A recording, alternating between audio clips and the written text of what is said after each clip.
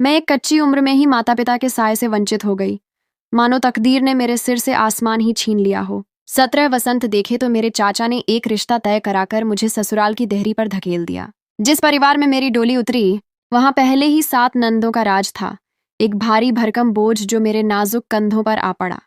शादी की पहली भयावह रात मेरे पति ने एक ऐसा फरमान सुनाया जिसने मेरे अस्तित्व को झकझोर दिया।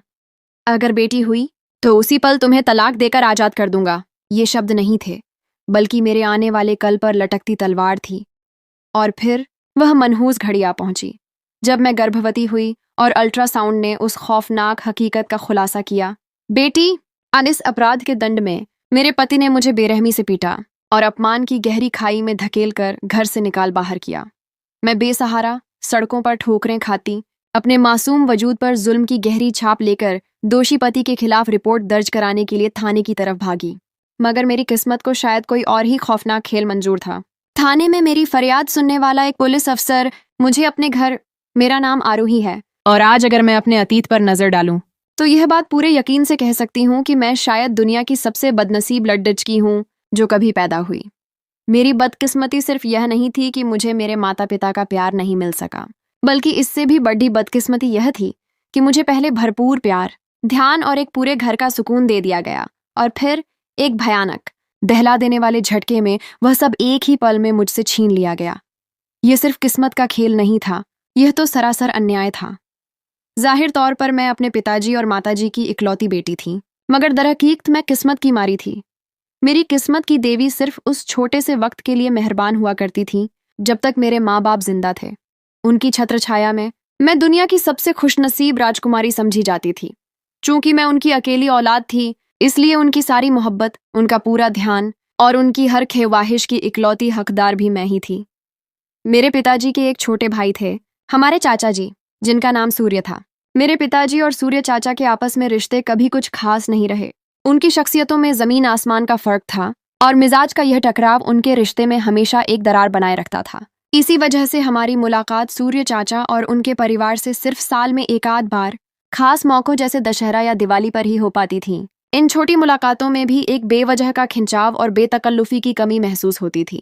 मेरे पिताजी एक छोटे से शहर के सरकारी स्कूल में क्लर्क थे, एक ईमानदार और उसूल पसंद इंसान, और मेरी माताजी एक मेहनती और किफायतशुमारी गृहिणी थीं। हम 3 लोगों का छोटा सा परिवार बहुत ही इज्जत और सुकून से अपनी जिंदगी गुजार रहा था। हमारे पास बड़ी दौलत नहीं थी, लेकिन प्यार और संतोष की कमी नहीं थी। दूसरी तरफ मेरे चाचा सूर्य एक बिल्कुल ही अलग इंसान थे। वह बहुत अमीर आदमी थे। विडंबना यह थी कि वह मेरे पिताजी से ज्यादा पढ़े लिखे थे। हालांकि पिताजी ने ही अपना पेट काटकर, अनगिनत कुर्बानियां देकर उन्हें उच्च शिक्षा दिलवाई थी। उन्होंने अपने छोटे भाई के लिए हर तरह की आराम को कुर्बान कर दिया था ताकि वह आगे बढ़ सके, मगर अफसोस, शिक्षा ने उन्हें शिष्टाचार और नैतिकता नहीं सिखाई। सूर्य चाचा ने जल्दी ही शॉर्टकट से अमीर बनने के लिए अपने एक करोड़पति क्लास फेलो की बेटी से शादी कर ली, और यूं वह रातों रात अमीर बन गए। दौलत की यह अचानक आमद उनके अंदर की सारी विनम्रता को निगल गई। अमीर होते ही उन्होंने अपना अकदीडीएच वाला और घमंडी रूप दिखाना शुरू किया, और मेरे पिताजी से हर तरह का संबंध एकदम खत्म कर लिया। मेरे पिताजी, जो एक गैरतमंद इंसान थे, उन्होंने भी पलटकर कभी चाचा की तरफ नहीं देखा और न ही उनसे कोई उम्मीद रखी। लेकिन मेरी माताजी को हमेशा इस बात का दुख और गम खाया जाता था कि खून के रिश्ते जुदा न हों। उनकी कोशिशों से ही रिश्ते की डोर थोड़ी बहुत बची हुई थी। इसीलिए जो थोड़ा बहुत रिश्ता बाकी था, वह मेरी माताजी और मेरी चाची जी, यानी सूर्य चाचा की पत्नी अनीता चाची की वजह से था। अनीता चाची बहुत अमीर घराने की थीं, लेकिन साथ ही दिल की बहुत अच्छी, शरीफ और नेक भी थीं। उनके अंदर कभी भी दौलत का गुरूर या घमंड नहीं पाया गया। वह अपनी दौलत को एक जिम्मेदारी समझती थीं और उस पर इतराती नहीं थीं। उनकी इसी खूबी की वजह से वह मुझे काफी पसंद थीं।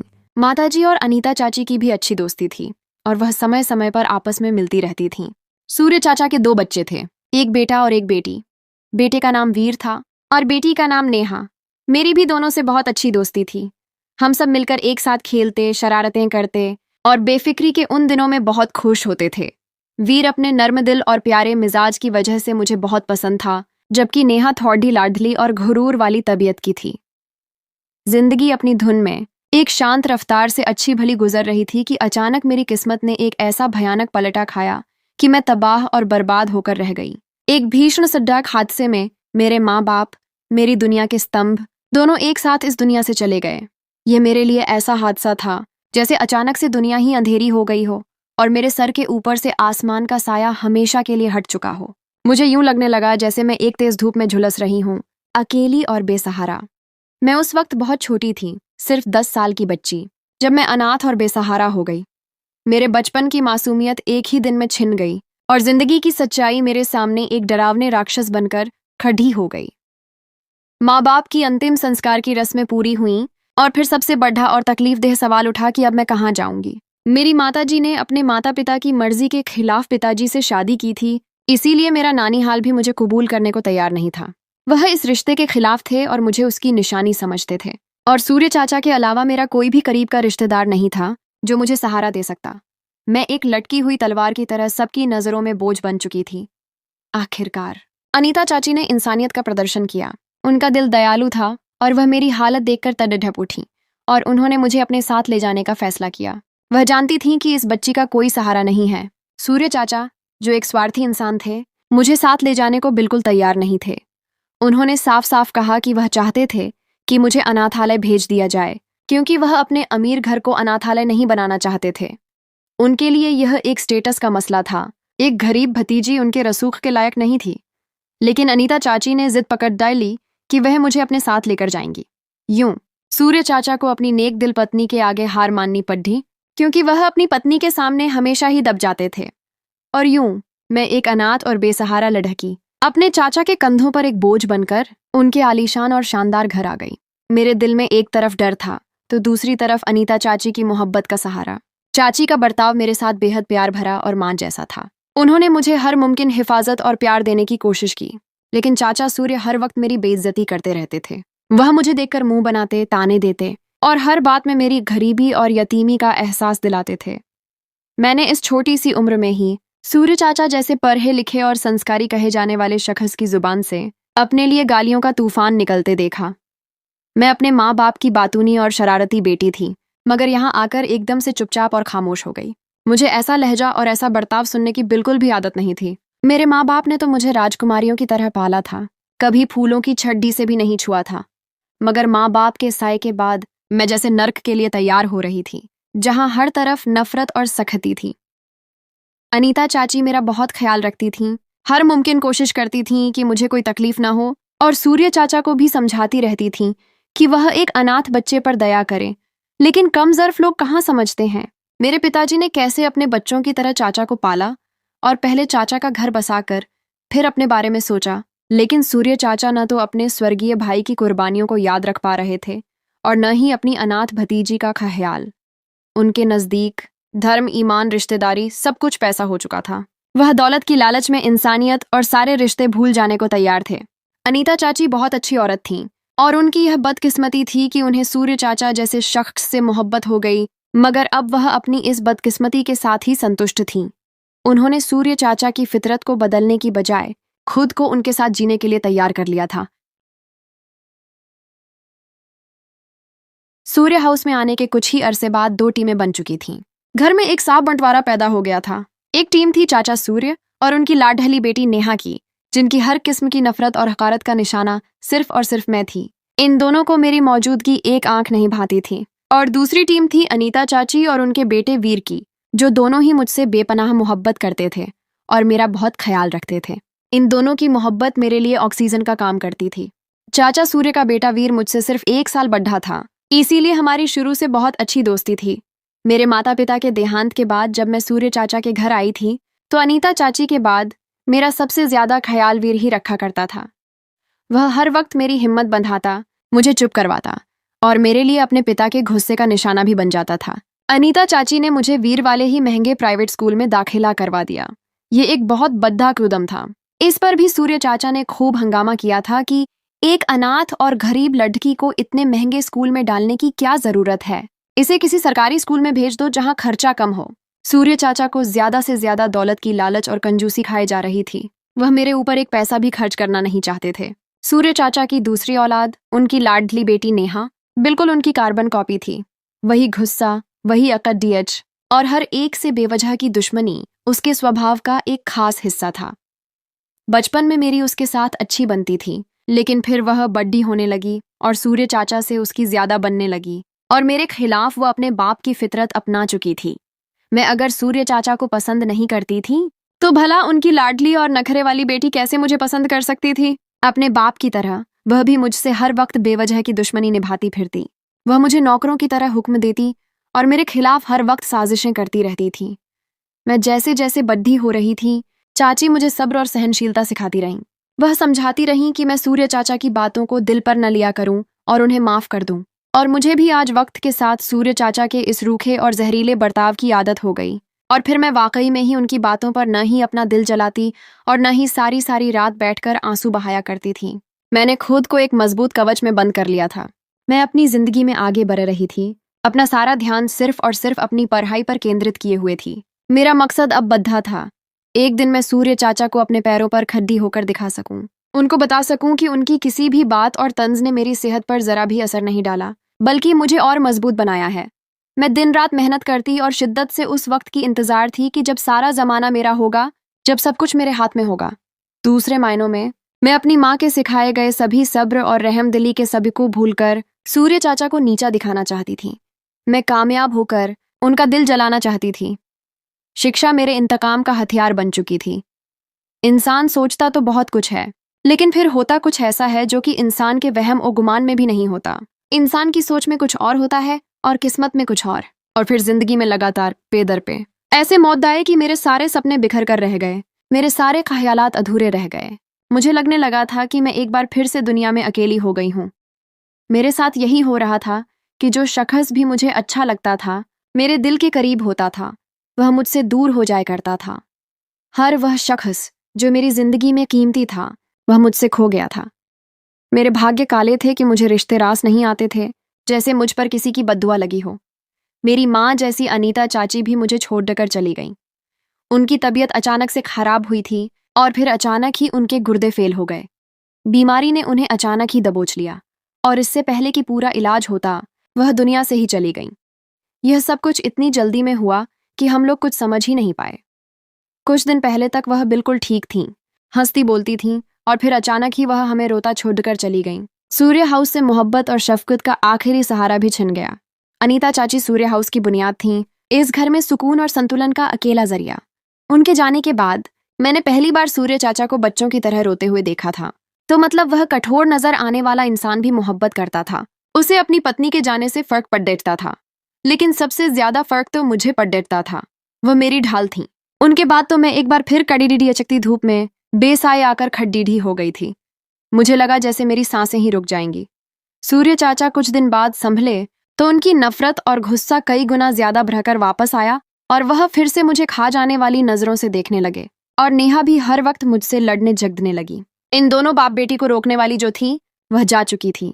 ऐसे में सिर्फ वीर ही था जो खुद गम में डूबा था, लेकिन मेरा ख्याल और ध्यान रखने की हर मुमकिन कोशिश करता था। वह मेरा अकेला साथी और हमदर्द रह गया था। मुझे सूर्य हाउस में अनीता चाची लेकर आई थीं, सो उनके जाने के बाद मैं जानती थी कि सूर्य चाचा मुझे निकालने का इरादा बना लेंगे। मैं डरी हुई थी, लेकिन अनीता चाची जाते जाते एक बड़ी जिम्मेदारी वीर को सौंप गई थीं।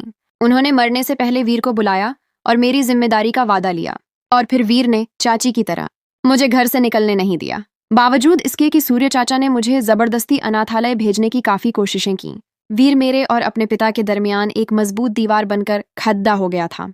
थोड़ा और वक्त गुजरा और मैंने 10वीं पास कर लिया।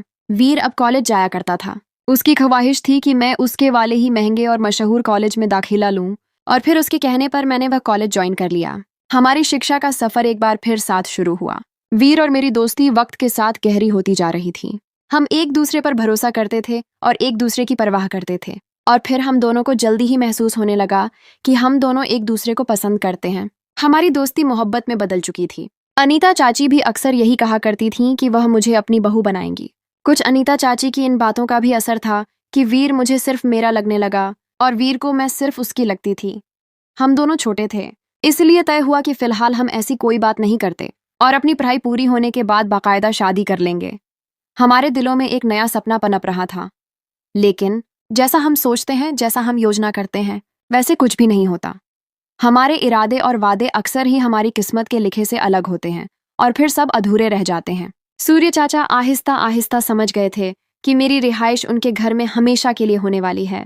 न जाने कैसे लेकिन वह हम दोनों की आंखों में एक दूसरे के लिए पसंदगी की चमक को जान गए थे और उनका कुतई मुझे अपनी बहू बनाने का कोई इरादा नहीं था। उन्हें यह रिश्ता अपनी दौलत और मेयार के खिलाफ लगता था। वह मुझसे इतनी नफरत क्यों करते थे? मैं तो उनके सगे भाई की ही बेटी थी, लेकिन असल वजह तो सिर्फ और सिर्फ पैसा थी। वह वीर की शादी जब भी करते अनीता चाची जैसी एक और अमीर लड़की से करवाना चाहते थे, जो विदाई होकर आए तो दहेज का ढेर कदमों में लगा दे। उनके लिए मेरी हैसियत एक गरीब और बेसहारा बोझ के अलावा कुछ नहीं थी। सूर्य चाचा चालाक इंसान थे। वह हालात को अपने काबू में रखना जानते थे।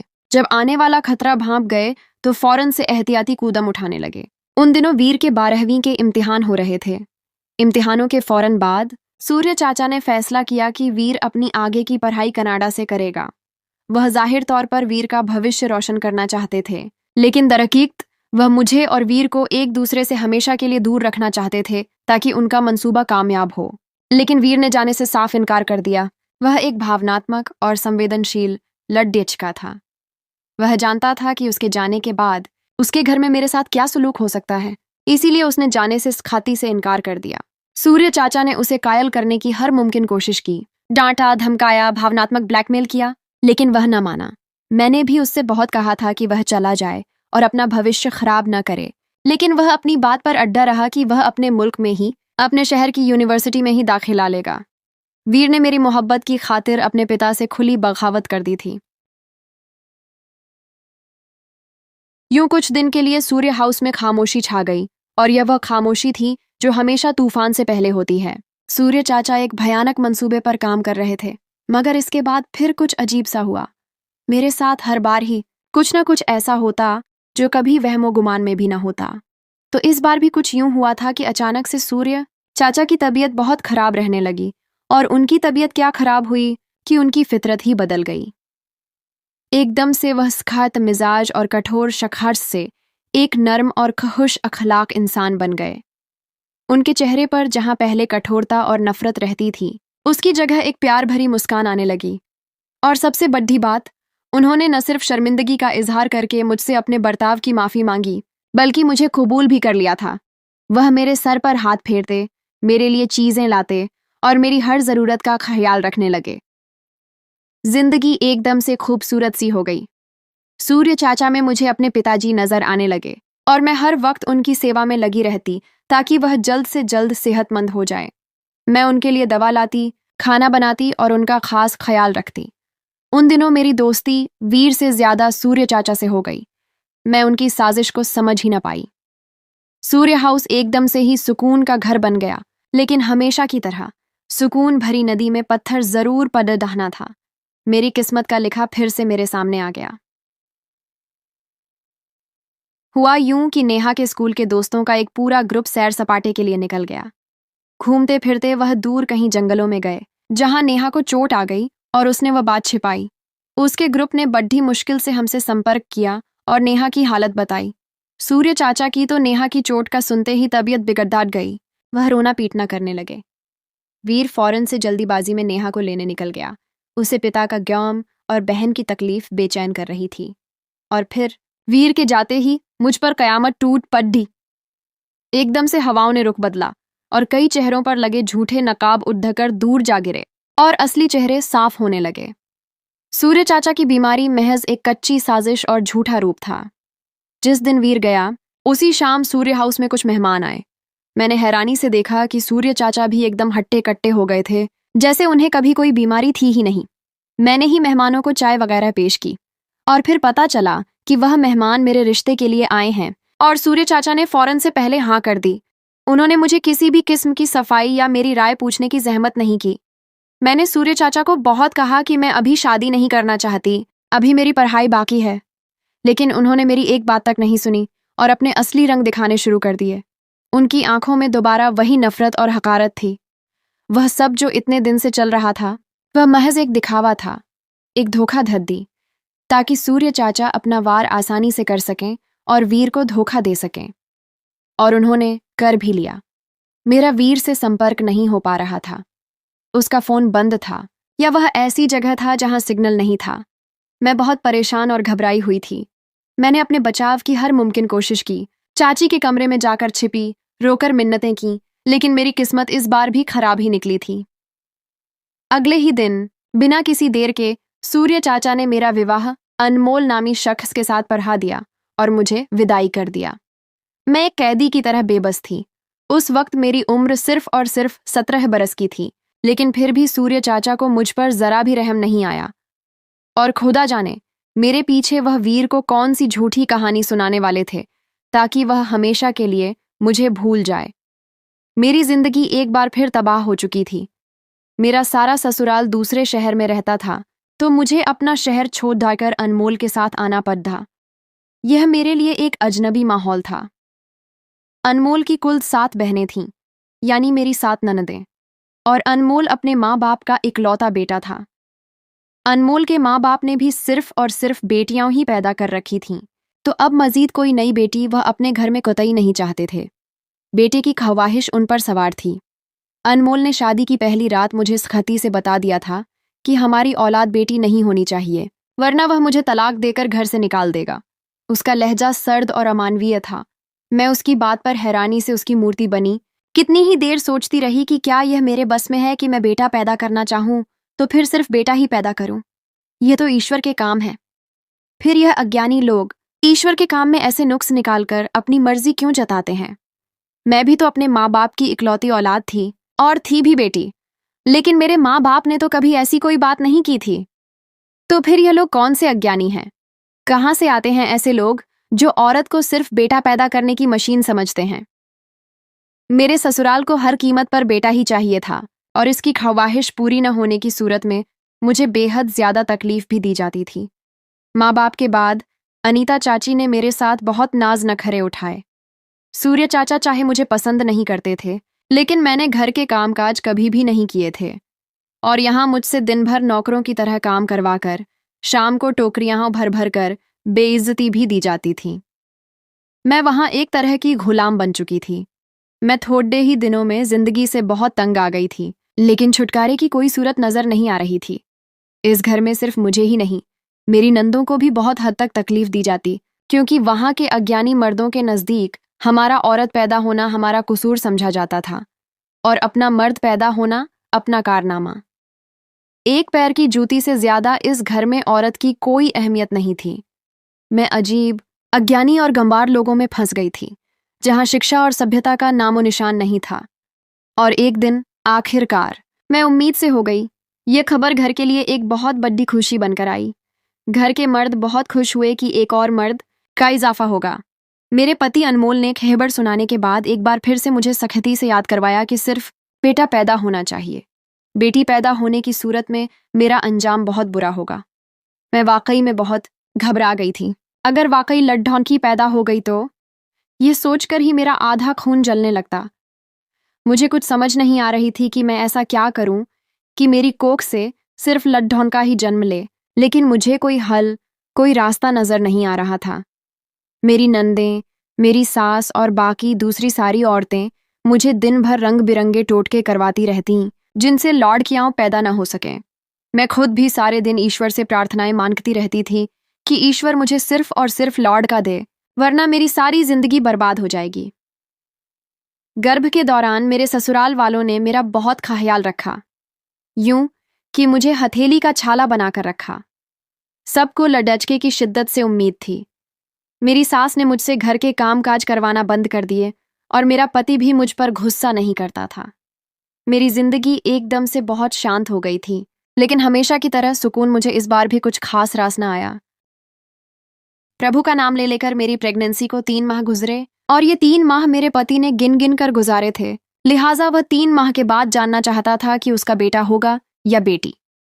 अनमोल समेत सब घर वाले 100% यकीन कर रहे थे कि लड़चका ही आएगा, लेकिन फिर सबकी उम्मीदों के चांद को ग्रहण लग चुका, क्योंकि मेरी ही किस्मत में ग्रहण था। अल्ट्रासाउंड हुआ तो उसमें साफ साफ बता दिया गया कि नया आने वाला मेहमान लड्डीएच का नहीं, लड्डीएच की है, और यह खबर आने की देर थी कि तूफान बरपा हो गया। मेरे पति अनमोल ने जब सुना तो उसे बहुत गुस्सा आ गया।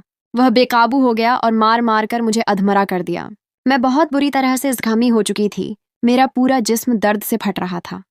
मेरे पति ने पहले तो मुझे खूब मारा, और फिर मुझे जख्मी हालत में ही घर से निकाल दिया। मेरी प्रेगनेंसी को 3रा महीना था, और ऐसी हालत में हिंसा ने मेरी सारी ताकत खत्म कर दी। मैं अनमोल के घर के आगे ही बैठकर दर्द से चीखने लगी। पडडी होसन ने हमदर्दी दिखाते हुए मुझे सरकारी अस्पताल पहुंचा दिया, जहां मेरे जख्मों को तो आराम मिल गया, लेकिन मेरी आत्मा पर बहुत गहरा जख्म लग चुका था, क्योंकि मेरी कोख उजड़ चुकी थी। मेरी बेटी मेरी दुनिया में आने से पहले मर चुकी थी।